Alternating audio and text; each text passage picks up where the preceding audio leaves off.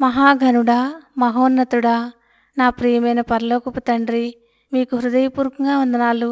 మట్టికి సమానమైన నన్ను మహిమకు వారసురాల్నిగా చేసిన నీ మంచితనాన్ని బట్టి పూజించి ఆరాధిస్తూ, మహిమలో సదాకాలము నీతో జీవించే గొప్ప ఆధిక్యత అనుగ్రహించినందుకు ఆరాధించి పూజిస్తూ ఈ సమయాన్ని మీ హస్తాలకు అప్పగించుకుంటూ యేసు ప్రభుల వారి పరిశుద్ధ నామంలో స్తుతించి ప్రార్థించి వేడుచున్నాము తండ్రి.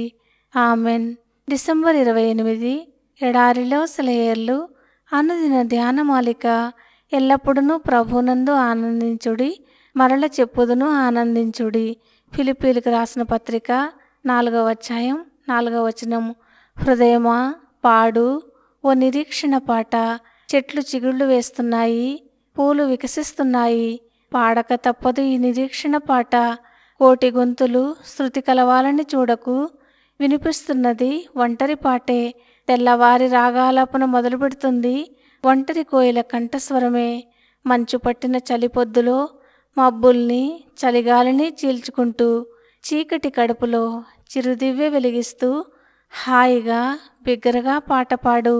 నీ పాట దేవునికి వినిపించినప్పుడు చిరునవ్వుతో ముందుకు వంగి అతి జాగ్రత్తగా దాన్ని ఆలకిస్తాడు.